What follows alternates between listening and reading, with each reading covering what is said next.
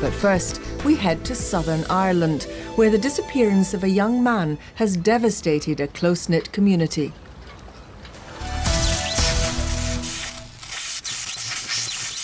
Barry Coughlan was a fit and healthy 23-year-old who worked as a trawlerman off the west coast of Ireland. On the 1st of May 2004, he left a pub in Crosshaven. That was the last time anybody saw him. Barry had a happy childhood in Crosshaven, the Irish fishing village his family have lived in for generations. He was the same as any other little boy, loved being outside, not an inside person. Spent a lot of time by the sea, we live by the sea. So he'd have spent a lot of time on the pier, he'd have spent a lot of time on the rocks fishing with his friends. He was always happy and used to play with my children when he was young. And we used to go to the beach together, go on picnics, things like that as kids do together. And he always seemed happy. Barry's only 18 months younger than his sister Donna. As children, the two were inseparable. I was very close to him and we did everything together.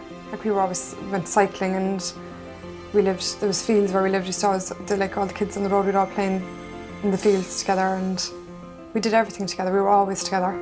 I think they should have been born the same day. They should have been twins. Very, very close. Even as children, they were very close. And I feel as adults, they were closer again. He knew everything about me and I knew everything about him. We shared everything. I think we were much closer than most brothers and sisters. The small village of Crosshaven that Barry knew as home is a particularly tight-knit community. Everybody knows everybody, so hence going to school, all the children would know one another, all the children were friends, so every person in this village would have had a lot of friends. Barry's closest childhood friend was Tony Barry, whose family lived down the road from the Coughlan's. Got to know Barry in secondary school. We were at the age of about 12. We both kind of hung around together and both had the same interests, as in fishing and cars. There's quite a gang of us that hung around together, about 7 or 8 fellas, all quite close. Barry was well known and popular in the village. Everybody liked him, everybody, because he was a little darling, really. And he was so polite to people. Got on with everybody. He was very easy to get on with, very laid back. He didn't leave much bother him. He was very easygoing. Lots of friends, lots and lots of friends. Fishing is a way of life in Crosshaven. It was something that Barry took to at an early age. From the time he was about 14, it started to appear that he'd spend more time when the boats were in with the fishermen, getting to know the fishermen. And then maybe when he was about 16, 17, on school holidays, he went on a trip. He loved it. Michael Mead comes from a long line of Crosshaven trawlermen. Seeing Barry's enthusiasm for fishing, he took the teenager under his wing. First met Barry when he came down the pier one time looking to go fishing, summer holidays, from school. So we gave him a start anyway. I think he got the bug. He kind of reminded me of myself, I suppose, when I started. But he was a great trier, so he kind of learned from the lads, enjoyed the crack, mixed well, Barry loved being on the open seas. His teenage experience on Michael's boat gave him an appetite for life as a trawlerman, despite his father's reservations.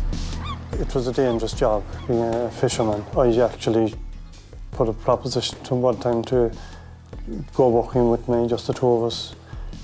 And he said, yeah, he could do that for maybe a few weeks, but he'd go back to fishing, that's what he wanted. So I said, if that's what he wanted, that's how it had to be. It's just something that he loved. He hated being inside. He loved outdoors and he loved going to sea. You'd find if they were off for a long period of time, maybe if the weather was very bad, they'd get restless. Then I just wish I was going back. He had his time off. And it's just something that's in that person. You have to be a certain sort of person, I maintain you do, to become a fisherman. When they're on the trawlers, they take turns of watching at night, so one would sleep and somebody else is on watch, and he would ring me late at night if he was on watch late at night and he was bored. He'd give me a ring just to see what was going on and any news around or how we were.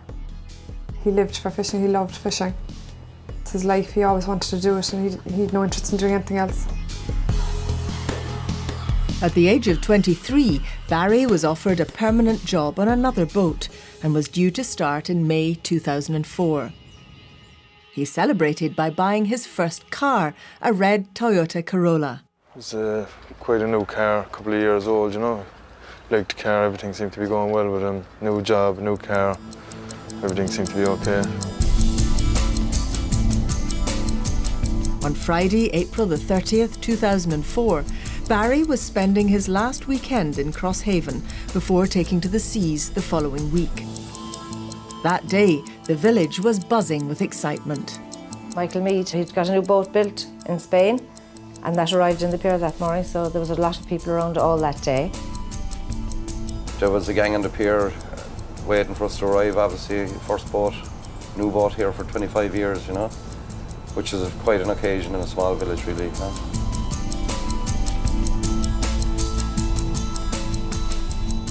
Naturally enough, it caused a bit of sensation around the village, and all the local fishermen, naturally enough, were going down visiting it, and so I think Barry and his friends were down there as well.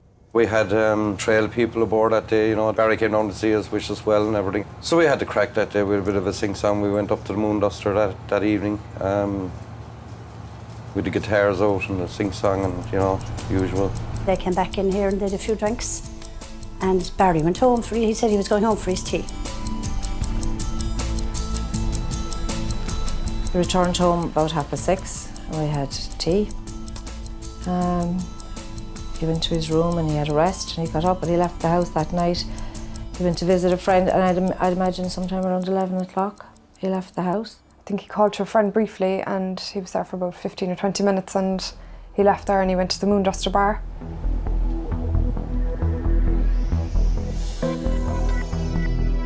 He was in about 11:30, and he was in great form, the usual bar. He came over to us and he said, "Will you have a drink?" So we said we would. So we had that drink, and we bought Barry back a drink, and it was closing time. And it was about 12:20. Just say good night to us, and I'll see you. So we said good night, Bar, safe journey. And he was gone.